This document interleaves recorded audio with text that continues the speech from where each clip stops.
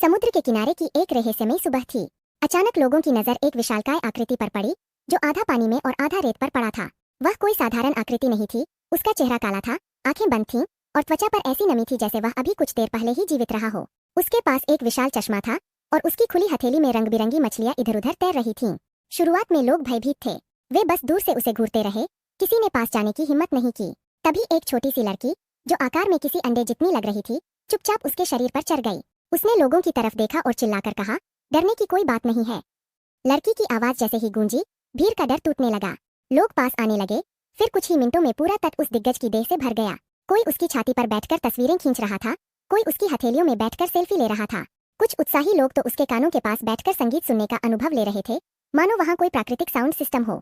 थोड़ी ही देर में यह स्थान सोशल मीडिया का हॉटस्पॉट बन गया। लोग गिगेंटिक बीच बॉडी के साथ फोटो डालने लगे। पर इस पूरे तमाशे के बीच एक बात पर कम ही लोगों ने ध्यान दिया। दिग्गज अब भी निश्चल था, बस ताकता हुआ, जैसे किसी दूसरी दुनिया से सब कुछ देख रहा हो। समय बीतता गया, सूरज की गर्मी बढ़ी और लोग अपनी उत्सुकता खोने लगे। उसकी त्वचा सूखने लगी, आंखों की नमी गायब हो गई और उसके शरीर से एक अजीब सी गंध उठने लगी। अब वह आकर्षण नहीं रहा, बल्कि एक समस्या बन गया। स्थानीय प्रशासन और निर्माण दल इकट्ठा हुए। चर्चाएं शुरू हुईं, क्या इसे यहीं रहने दिया जाए या तोड़ा जाए। और इसी बीच कुछ शरारती लोग उसके शरीर पर चित्र बनाने लगे। कुछ ने हिस्से उखाड़ने शुरू कर दिए। उसका कभी राजसी दिखने वाला